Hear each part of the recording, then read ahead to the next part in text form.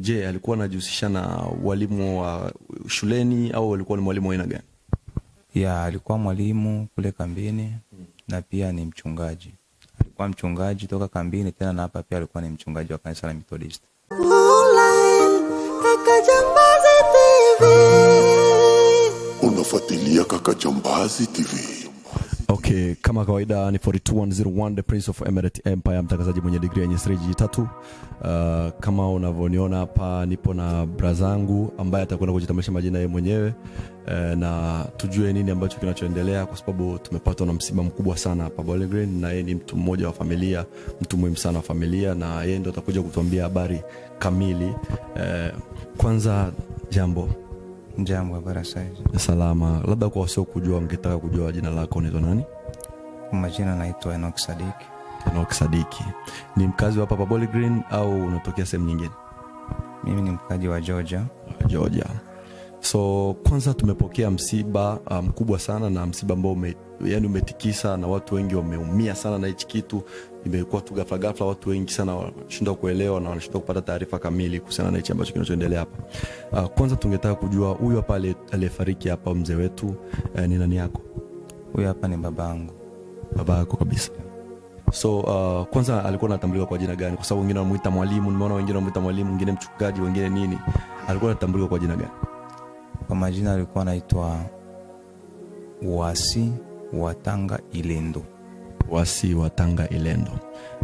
Kwanza kuna kitu kingine ambacho nimeona watu wanamuita mwalimu. Je, alikuwa anajihusisha na walimu wa shuleni au alikuwa ni mwalimu wa aina gani? Ya, alikuwa mwalimu kule kambini na pia ni mchungaji. Alikuwa mchungaji toka kambini tena na hapa pia alikuwa ni mchungaji wa kanisa la Methodist. Ni mchungaji wa kanisa la Methodist.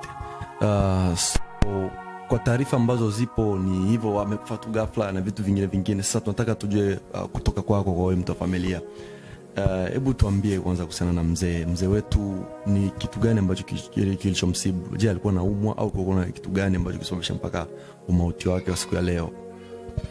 Ya, naweza nikasema kwamba amekufa ghafla au naweza nikasema kwamba alikuwa ni mgonjwa, kwa sababu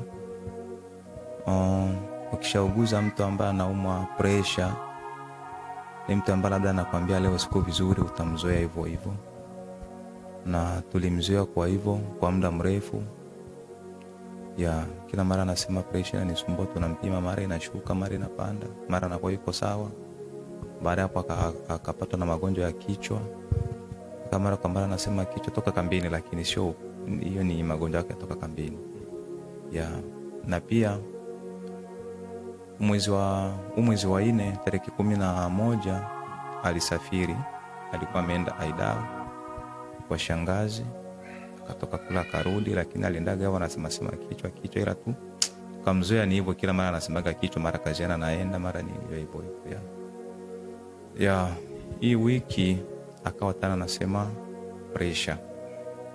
Kweli kuma pressure ikawa imepanda, lakini mara inacheza inapanda, inashuka, inapanda, inashuka hivyo. Ya, jana alijikaza kwenda kazini. Hiyo ni habari sasa ya jana. Jana akajikaza kwenda kazini, lakini anasema naenda ila kichwa na kama vile kiko sawa kinanisumbua. Akawa ameenda kazini. Akafanya kazi, akamaliza masaa yote kama kawaida, masaa 4 saa 5 nakosa, akamfika nyumbani za usiku. Kafika akapumzika, akawa amelala. Mzee yuko sawa. Wakaamka, wakawa wameamka, wakaenda zao kwenye mchemishe zao. Ya, baada hapo asubuhi mida masaa 2, fika mida masaa 2, akamwambia mama kwamba yeye yuko sawa. Anajisikia kama vile pressure imepanda. Na kipindi hicho na mimi mdao nilikuwa natoka Georgia naelekea Wisconsin. Nikapigiwa simu, nishakuwa Tennessee. Uko wapi mzee? Uko hali yake sio nzuri. Mzee yake sio nzuri ndio. Mbona ghafla eti ndio ni sasa hivi tu asubuhi ameamka yuko hivi. Atuelewe kama ni nini. Akasema poa, mimi nakuja hapa sasa hivi, maana hivi nipo Tennessee, nilikuwa naelekea kwa Wisconsin, lakini sitaenda tena, nakuja hapa. Ya, nikawa na baada kama dakika 10 au 15 nikapigiwa simu. Kumbe muda ule nilipopigiwa simu, mama ndo alikuja kutoa taarifa, maana mama alimwacha chumbani akawa anatabika, akaja kuambia watoto kwamba kule mume wangu hali yake sio nzuri. Sasa walivyorudi tena kuingia kule ndani, ndo akamkuta tayari mtu ameshakata roho. Ina maana kwamba mzee alifariki baada ya mama kwenda kutoa taarifa kwa watoto kwamba hali ya baba huko sio nzuri, ili warudi wajue wafanye hatua nyingine gani, wakakuta tayari ameshafariki. Akawa amefariki, wakapigia ambulance simu. Walivyokuja walikuta mtu tayari ameshafariki. Walijitahidi kadri ya uwezo wao, lakini haikuwezekana. Na mdao alikufa mida masaa 2 saa 3 nakosa. Hiyo mida mimi saa 3 nikawa nimefika tayari hapa asubuhi. Kwanza pole sana na msiba, ni msiba mkubwa sana wa baba yako. Kwa wasio mjua labda mzee, kwa hizi kazi zake, mzee alikuwa ni mtu aina gani? Mzee alikuwa anashughulika sana mambo ya kanisa, ndio alikuwa anajiweka busy sana naye. Mzee wa kanisa. So na pia kwenye kwa watoto sasa, labda watu wangetaka kujua, kwa sababu wewe ni mtoto wake mmoja wapo. Hivi mzee atakuwa labda ameacha watoto ngapi? Mzee ameacha watoto 6. Watoto 6. Mzee ameacha watoto 6. Hongera sana kwake, lakini pole. Ambao nimewataja kwa pale ni wapo 6. Pale nyumbani wapo 6, lakini mmoja ndo yupo hapa Bowling Green. Ameshagaolewa, yupo Michigan.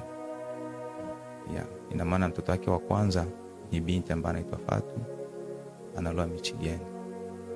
Na wa pili mwanamke pia anaitwa Ongo, yuko pale nyumbani. Wa tatu ni Enoch. Wa 4 ni Mart. Afu wengine wako wamefuata. Ina maana wanaume pale ni 3, wanawake 4.